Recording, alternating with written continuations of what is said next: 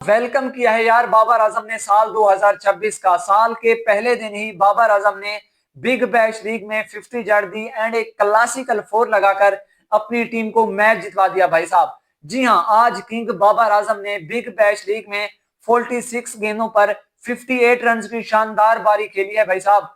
King Babar Azam ने अपनी इस इनिंग में एक छक्का और 4 क्लासिकल चौके लगाए हैं।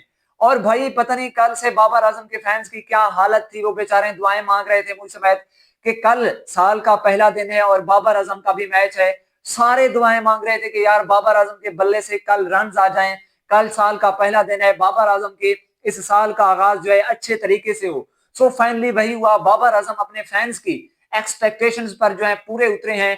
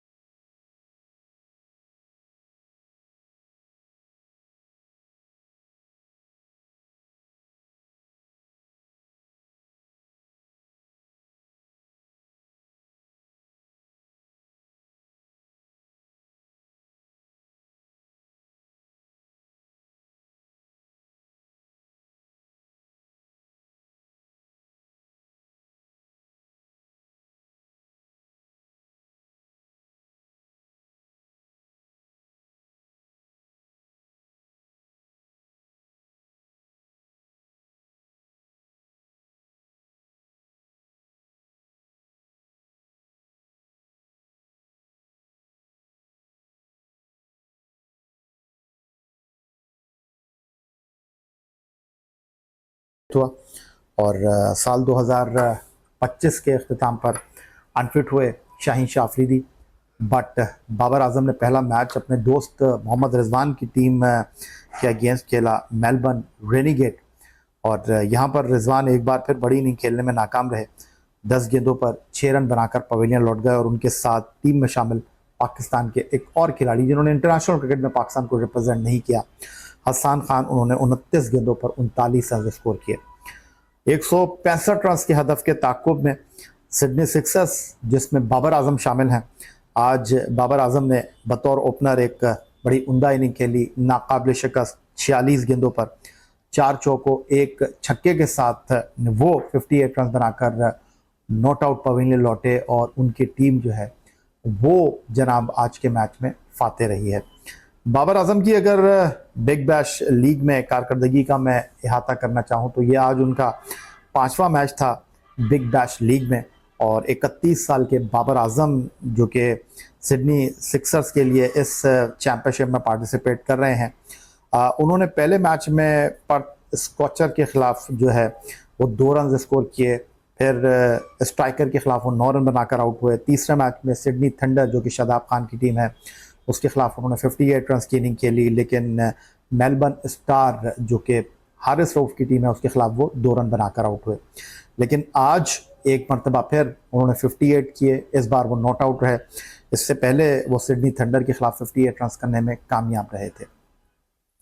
आजम जैसा प्लेयर इतना आउट ऑफ फॉर्म क्यों है? क्योंकि दुनिया के मैंने और बड़े प्लेयर्स भी देखे, इतना देर तक आउट ऑफ फॉर्म कोई नहीं रहा, इतनी देर तक तो कोई नहीं रहा। और या तो चले आप बात करें ना, एक फॉर्मेट में फंस रहा है, वो तीनों फॉर्मेट में फंस रहा है। या तो हम T20 की बात करते हैं ना, जिस बात करते हैं यार स्ट्राइक रेट बढ़ाओ, इसको सही नहीं है, वो तेज खेलने में तो हमें समझ आती है कि यार इसका जो लेवल है या खेलने का तरीकेकार T20 वाला नहीं है। लेकिन वो वनडे में भी फंस रहा है, वो टेस्ट में भी फंस रहा है और उसी तरीके से आउट हो रहा है। कभी कभार मैं जब बाबर को देखता हूं मुझे इतना अफसोस होता है कि मुझे ऐसा लगता है वो गेंद ढूंढ रहा है, उसको गेंद मिल ही नहीं रही कहीं, कि यार कैसे खेलूं मैं, किस तरीके से खेलूं। उसके खेलने से फील हो रहा था यार घबराया हुआ है, शॉट्स बिल्कुल रोक चुका है, बिल्कुल शॉट्स लगते ही नहीं है। तो ये जो सारी चीजें हैं, ये मैं बार बार बोल रहा हूं, मैंने अभी से ये बात नहीं की, मैं ये जब फॉर्म में था मैं उस टाइम से बात करता था, क्योंकि मेरे जहन में बड़ी डिफरेंट चीजें चलती हैं। मैं उस टाइम कहता था यार इसकी जिस दिन आउट ऑफ फॉर्म हुआ इसको पकड़ेंगे, क्यों? क्योंकि ये मीडिया में आके मीडिया से बात नहीं करता, ये इंटरव्यूज नहीं देता, इसको बुलाया जाता है, ये इंटरव्यूज नहीं देता। तो वो एक चीज मेरे जहन में थी कि यार अगर जहां पे भी इसका आउट ऑफ फॉर्म हुआ तो ये जिन जिन जगहों पे जिन जिन लोगों को ये मना करता था इंटरव्यूज के लिए, वो हो सकता है इसके पीछे भागे, इसके अगेंस्ट जाए। अगर मीडिया में आके साफ बात कर ले, अपने किसी प्लेटफॉर्म से कर ले। अगर मैं यूनुस खान की मिसाल देता हूं आपको, जब यूनुस खान क्रिकेट खेल रहे थे, यूनुस खान मीडिया से बात नहीं करते थे, बिल्कुल नहीं बात करते थे। उसकी रीजन मैं समझ सकता हूं, क्योंकि शायद वो बंदा समझता हो कि नहीं यार मीडिया में जाना अभी सही चीज नहीं है, आप फोकस रहें अपनी क्रिकेट। यूनुस खान के रवैये से मीडिया को खासी शिकायत रही है। देखिए रवैया बात नहीं करते थे या बात सही तरह से करते थे। रवैया जो होता है ना, रवैया आपके मुल्क के अंदर 85 चैनल्स हैं, रवैया 2 को पसंद नहीं होगा, 4 को नहीं होगा, 5 को नहीं होगा, 10 को नहीं होगा, बाकी को होगा, मेरे साथ तो बाकी तो। लेकिन जहां तक मुझे एक चीज की समझ है, वो नहीं ज्यादा मीडिया में आते थे कि मैं क्रिकेट खेल रहा हूं। उसके बाद जब उनकी क्रिकेट खत्म हुई, वो एकदम से फिर शहर में आके वो रुक गए और वहां अपना जो भी सिलसिला। तो मेरे जहन में ये था कि यार शायद बाबर भी बिल्कुल सही करता है यार, वो फोकस रहता है, वो ज्यादा मीडिया में बात नहीं करता, क्योंकि यूनुस खान वाले उस टाइम सोशल मीडिया का टाइम कुछ और था, और कोविड के बाद जो सोशल मीडिया उठा है वो और चीज थी। अब जो सोशल मीडिया ऐसा हो गया है, क्योंकि जो मुझे क्लियर एक चीज नजर आती है, आपको जरा सा भी कोई मना करेगा, मैं इसीलिए बार बार बोलता हूं मुझे टाइम हो गया, किसी होस्ट को, कुछ होस्ट, चले किसी कह देता हूं, कुछ होस्ट को आप मना करोगे, वो पर्सनल होने की कोशिश करेगा, वो मुझे मना किया उसने, चलाता हूं मैं तुझे अगले शो में बताता हूं, सुन लेना। ये है, ये चीजें हमने देखी हैं, ठीक है। इसी तरीके से अगर आप सोशल मीडिया चले जाओ, वहां तो कोई रोक टोक नहीं, वहां तो खुला डुला रखो जो कुछ भी है। तो मेरे जहन में ये बातें आती थी यार, बड़ा नाम है, अगर ये आउट ऑफ फॉर्म हो इसको पकड़ेंगे, वही हुआ। और मैंने यहां तक बोला था इसकी कप्तानी के पीछे पड़ेंगे, फिर मैंने बोला था T20 से भी निकलेगा, ये वनडे से भी इसको निकालने की कोशिश करेंगे।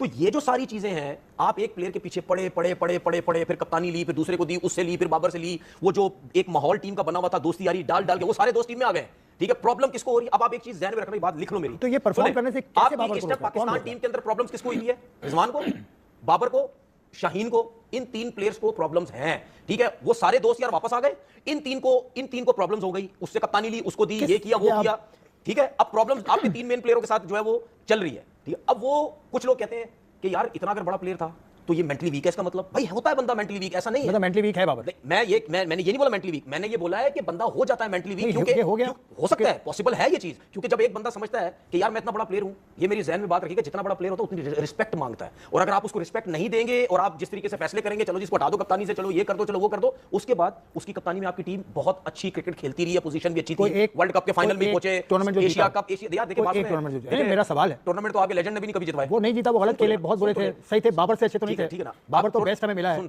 अच्छा चले बाबर, आप मुझे एक दफा कह दे, आप भी कहते हैं टूर्नामेंट कभी भी पाकिस्तान के लेजेंड्स ने कभी भी नहीं जितवाया टूर्नामेंट, 50 ओवर की क्रिकेट कभी जितवाई एक, उसके अलावा जितवाई कभी? हां तो इसका मतलब कोई भी लेजेंड सारे बायलैटरल सीरीज के लेजेंड थे ना, फिर सारे इंग्लैंड सीरीज जीती है, मैं सीरीज की बात नहीं कर रहा, इंग्लैंड को मैं कह रहा हूं कि सारे बायलैटरल सीरीज के लेजेंड थे, ठीक है ना। इवन तो किसी ने नहीं जितवाया, सीरीज हराई पहली मर्तबा, सुन तो ले, या तो मुझे कोई एक बात का जवाब दे दे, जिस तरह हम, आखिरी बात बोलो, जिस तरह हम ये वर्ड यूज करते हैं ना बार बार, आपने भी बोला, मैं चले आपकी बात मान लेता हूं कि जी बाबर आजम फलानों ने जितने, शाहीन हारिस, इसने, रिजवान ने इवन नहीं जितवाया, तो फिर ये भी माने ना यार आपके और लेजेंड ने भी नहीं जितवाया, खत्म होगी बात, दोनों को इक्वल रखे ना, फिर ये ना बोलेंगे यार वो बहुत बड़े प्लेयर थे, वो फिर बायलैटरल सीरीज के प्लेयर थे, इवन किसी ने बड़ा नहीं जितवाया, ठीक है। तो बात सीधी सीधी है, आखिरी बात ये, 414 विकेट लिए वसीम ने, 380 के करीब वकार यूनुस की, कोई तीसरा बॉलर बताओ, अगर आप इस तरह देखें, हर बंदा 200 टेस्ट विकेट, सुन ले, मुझे ये भी अफसोस होता है, अब सुन ले मेरी बात, बहुत तकलीफ होती है ना लोगों को मेरी बातों से, तो ये भी इस बात में भी तकलीफ होती तो होने दो, मुझे बहुत अफसोस होता है, दुनिया के लेजेंड्स के 500 आउट है, हमारे नहीं है दुनिया के, मैं ये नहीं कह रहा, नो डाउट बहुत बड़े बॉलर है हमारे, सारे बहुत बड़े हिस्ट्री में बड़े हैं, लेकिन मुझे ये 500 विकेट का अफसोस रहेगा कि यार हमारे मुल्क के अंदर अभी तो कोई ऐसा बॉलर नहीं है जिसने 500 आउट किए हो, ठीक है। अब ये मुझे कोई नहीं बोलना कोई फलानी विकेट पे खेला, फलाना उस पे खेला, ठीक है ना, शेन वॉर्न भी। I hardly see that sort of fear amongst Indian fans whenever Babar Azam is playing. उन्हें ठीक है, लगा तो लगा रहे, अच्छा प्लेयर है बाबर आजम, लेकिन वो ग्लास वो कोई और लेवल की थी। अगर आप रन्स के साथ कंपैरिजन करेंगे वो तो फिर जाहिर है कि रूल चेंज हो गए क्रिकेट के। 25-30 साल में बहुत कुछ चेंज हो गया, फील्ड रिस्ट्रिक्शंस आ गई और बड़े मामलात हो गए, T20 की वजह से गेम और तेज हो गई, तो वो कंपैरिजन नहीं होता। वरना शहीद अनवर बहुत हेटर्स के लिए आज का नया साल जो स्टार्ट हुआ है ना भाई, बहुत ही बुरा जाएगा ये पहला दिन उनके लिए। सोच में पड़ जाएंगे कि हम तो खुशियां मना रहे थे नए साल की, ये क्या हो गया। भी उसने 4 चौके मारे हैं, 1 छक्का सिर्फ मारा है, तो उसको तो ये मैच 15 ओवर में खत्म करना चाहिए था। अच्छा, यहाँ पर ना मैं एक चीज़ क्लियर कर दूं कि ये गलत फहमी, ये मैं कुछ कंटेंट वो साफियों और वो कंटेंट क्रिएटर्स और उनके बारे में बात कर रहा हूँ। आप काइंडली अवाम के दिमाग में ये बात मत डालें कि वाह बाबर आजम मैच फिनिश किया, क्या ज़बरदस्त बात की है। पाकिस्तान में तो खुशियां मनाई जा रही हैं, मेरी बबरो मेरे पान का टगे घंटे ने जो है वो 50 कर दिया, लेकिन 10 बालों में 10, 15 में 15, 20 में 20, 30 में 30, 35 में 35, 40 में 40, उसके बाद एक छक्की चौकी लगा के जनाब साहब ने 50 किया। मेरे घंटे के किंग की 50, सैल्वेशनिंग सैल्वेशनिंग। सलाम बाबर आजम सलाम, क्या ही भाई साहब वेलकम किया है 2026 को और क्या ही अलविदा किया है 2025 को। तो आप काइंडली यहाँ पर ना इससे बेहतर आप बाबर आजम को फिर शाबाश मत दें या थपकियां मत दें या मत कहें जी बड़ी ज़बरदस्त इनिंग खेली है, क्योंकि कल कलां को आपने जब बाबर आजम से फिर कहना है कि मैच फिनिश कराओ, तो मैं आपको कई दफ़ा बता चुका हूँ Babar Azam is not your match finisher. मगर डेविस ने 15 बॉलों पर 34 रन किए, ये ऑलमोस्ट 220 समथिंग की स्ट्राइक रेट बनती है, जिससे मैच को उन्होंने फिनिश किया। बिग बैश लीग में बाबर आजम का सिडनी सिक्सर्स का या बाबरिस्तान का एक और गेम और बाबर आजम की एक और 50, ये BBL में बाबर आजम की सेकंड 50 है जो कि मेलबर्न रेनेगेड्स के अगेंस्ट आई है। And the best part about this 50 is कि एक तो बाबर आजम ने 50 की, बाबर आजम पूरा मैच लेकर गए हैं और एंड तक उन्होंने फिनिश किया है। अच्छा, यहाँ पर ना मैं एक चीज़ क्लियर कर दूँ कि ये गलत फहमी, ये मैं कुछ कंटेंट वो साफियों और वो कंटेंट क्रिएटर्स और उनके बारे में बात कर रहा हूँ। आप काइंडली अवाम के दिमाग में ये बात मत डालें कि वाह बाबर आजम मैच फिनिश किया, क्या ज़बरदस्त बात की है, ये काम ना करें। क्योंकि मैं आपको फिर यहाँ पर एक दफ़ा बता दूं, क्योंकि मुझे पता है आज आप बाबर आजम को थपकियाँ मारेंगे कि जी आपने 50 भी की है, आपने मैच भी जितवाया है। कल बाबर आजम 50 कर गया लेकिन मैच फिनिश ना करा सका, पाकिस्तान टीम हार गई, तो आप लोगों ने सारा मलबा बाबर आजम के ऊपर डाल देना है। ये आप पिछले एक साल तो कंफर्म हो गए हैं, यही करते आ रहे हैं।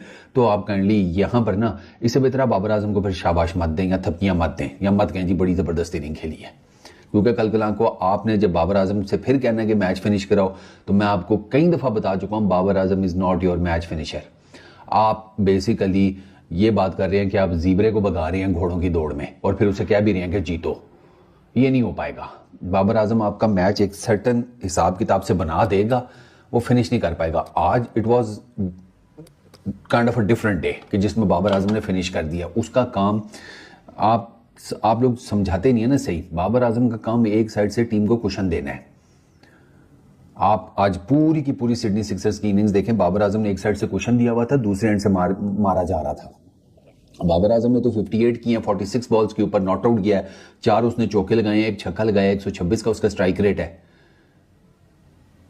ये आज एक डिफरेंट डे था। बाबर आजम एंड तक ले गया एंड ही फिनिश्ड इट, ठीक है। लेकिन अगर आप उसके इर्द गिर्द देखें तो आपको वहां पर ह्यूज के 30 नजर आते हैं, वहां पर आपको हेनरिक्स के 23 नजर आते हैं, वहां पर आपको ये डेविस के 34 नजर आते हैं 226 के स्ट्राइक रेट से। तो ये बाबर के इर्द गिर्द चीजें जिसे कहते हैं ना निट अराउंड की गई हैं। तो ये एक चीज़ मैं पहले क्लियर कर दूं, बाबर आजम की इनिंग्स वाज रियली गुड। वो टिपिकल बाबर आजम इनिंग थी। Babar Azam took his time, आया है, उसने अपने सिंगल्स डबल से स्टार्ट किया है, पहला चौका उसने और जिसे कहते हैं स्लैश क्या ले कट मारा है, upper cut short third man के ऊपर से चला गया वो चौका, एक स्ट्रेट राउंड द ग्राउंड बड़ी ज़बरदस्त हिट लगाई है, एक पुल बड़ा ज़बरदस्त किस्म का मारा है, ठीक है। ऑफ साइड के ऊपर वो स्पोर्स उनका जो बॉलर है उसको स्पिनर उसको बड़ा कवर्स के ऊपर से छक्का बड़ा ज़बरदस्त मारा है। बाउंड्रीज तो बाबर आजम ने अच्छी मारी है, there is absolutely no doubt.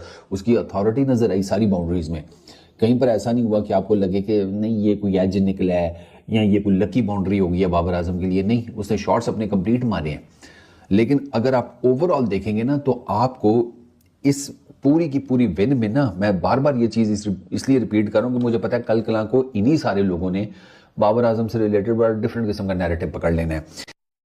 Babar Azam मेरा घंटा 10 बालों में 10, जिम्बू घंटा 20 बालों में 20, मेरा नंबर 1 किंग 30 बालों में 30। इस मान के टगे ने आज सेल्फिश नहीं कर लिया, इसने सिडनी सिक्सर को पूरा एल के ऊपर लगवा दिया था। वो तो बाद में जो प्लेयर आते जा रहे थे वो छक्के लगा के भाई वो मैच को उन्होंने बचा लिया, लेकिन इस घंटे ने पूरा मैच को एल के ऊपर चढ़ा दिया था। जलीलो रुसवा हो गया ये पांच का टगा, इसके ऊपर बात करूंगा। लेकिन रिजू आंसर, ओ मेरा मौलवी, ओ मेरा एक्टर, कप्ताना मेरी जाना, ओ कप्ताना मेरी जाना, मान के टगो दोनों ही आज एक टीम में थे, दोनों ही जलील हुए हो भाई। पाकिस्तान में तो खुशियां मनाई जा रही हैं, मेरी बबरो मेरे पान का टगे घंटे ने जो है वो 50 कर दिया, लेकिन 10 बालों में 10, 15 में 15, 20 में 20, 30 में 30, 35 में 35, 40 में 40, उसके बाद एक छक्की चौकी लगा के जनाब साहब ने 50 किया। मेरे घंटे के किंग की 50, सेल्फिशिंग सेल्फिशिंग सेल्फिशिंग सेल्फिशिंग। ये क्या टोपी ड्रामा है, ये तमाशगिरी सारी ये कर रहा है कि वर्ल्ड कप में मैं शिकार में आ जाऊं पाकिस्तान के, लेकिन बेटा मैं तुझे नहीं आने दूंगा क्योंकि हमने वर्ल्ड कप जीतना। मान के देखो अगर तू आ गया तो वर्ल्ड कप गया। ये रिजू